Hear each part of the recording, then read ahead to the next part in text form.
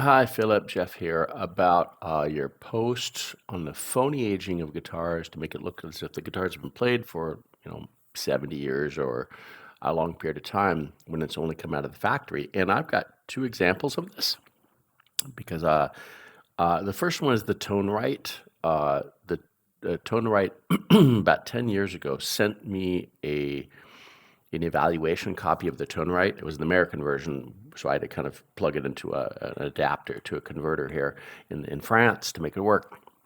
I used it on a number of guitars because I have, for several of my guitars, my acoustic guitars, I have put them in front of boom boxes, in front of speakers, and when I have the MP3 turn or shuffling of the CDs, I would have the music blast the guitars.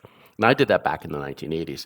And my first guitar actually did have, I have compared my 1975 Takamine to another 1977 Takamine, the same model. And one I blasted that guitar for several years, 10 hours a day with music just blasting all the time and having the music turn.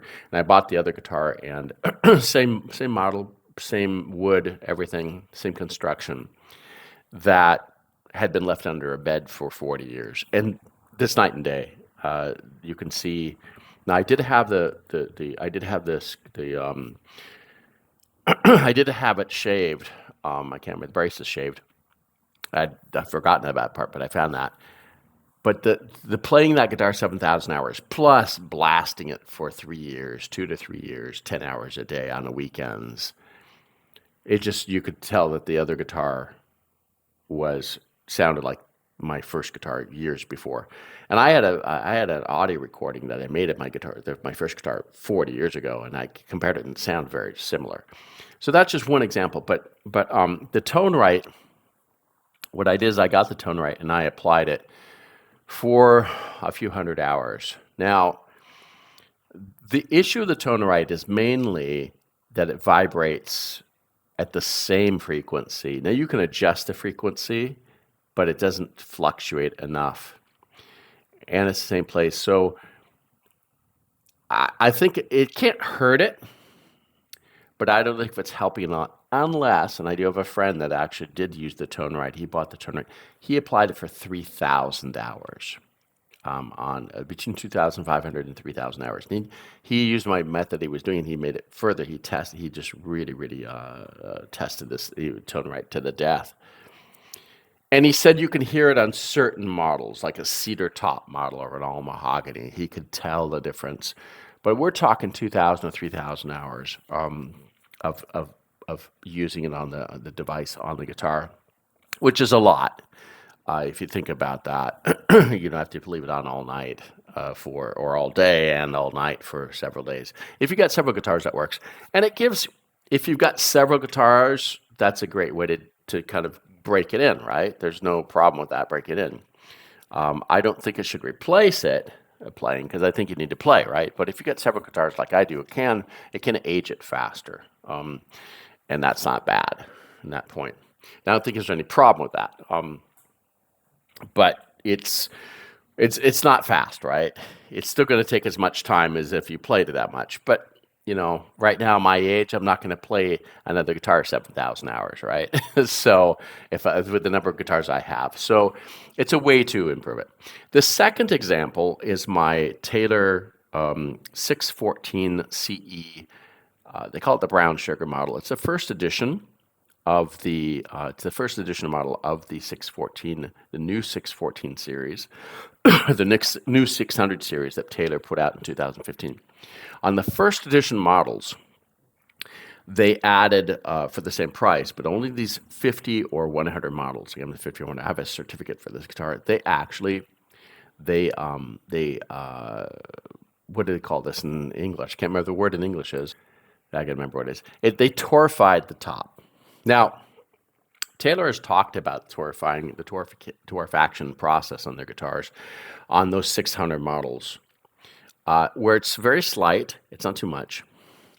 They only bake it for a short period of time and it only makes it slightly browner. I've got it upstairs, but I'm not going to get it. And I have an older model too. I do have an older. I have a model that's 5 years earlier, 4 or 5 years older, of the same one that's the it's a maple, back and sides. But what I found is that the two models are very different, but not just for the torrefied top. They redid the bracing completely, which affects it because the bracing doesn't touch the sides. It's tapered.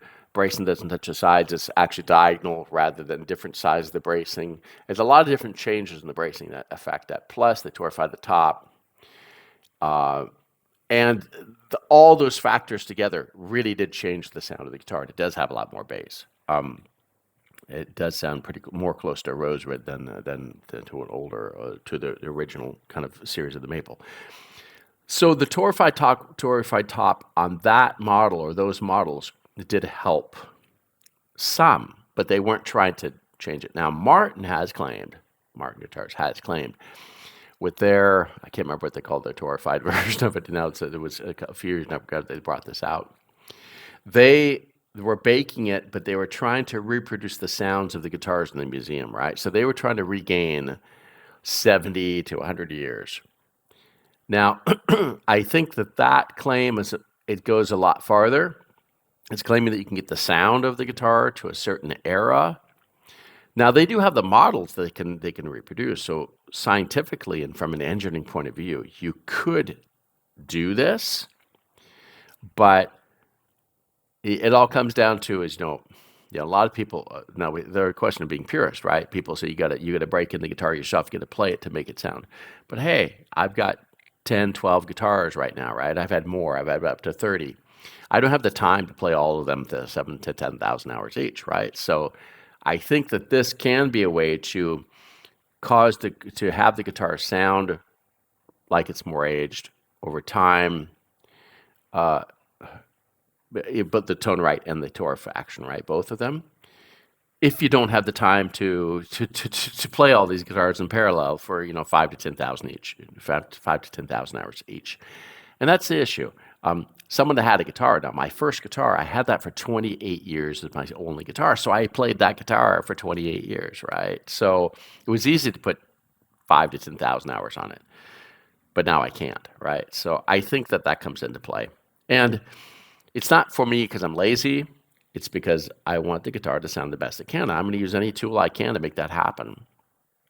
But I'm not going to do anything that will destroy the guitar. So does it make it advance tons? No, it won't do it. And it depends, right? See, there's the torrefaction process, which is when it comes out of the factory, and then you have the tone right. That's after. It's kind of a post-sales thing that you put on, right? So I have no problem them doing it. You got to test it, right? Put the two guitars close together. Test the two guitars. Test one of those Martins from that golden era, and test it. And test it to test the 45 to a 45, right, or a 28 to a 28. The golden era 28 to an HD28 or D28, and see what it sounds like. And if it sounds more advanced and age and stuff, or better tone, get it. If it's not your thing, now they do cost a lot of money, and the electronics they add to it makes it quite a bit. But hey, if it's your thing, get it. If it's not your thing, you don't have the money, well, don't get it. So. But I tend to want to get, I tend to want to invest in things that, or I tend to want to get things that are as advanced as possible when I can, right? So.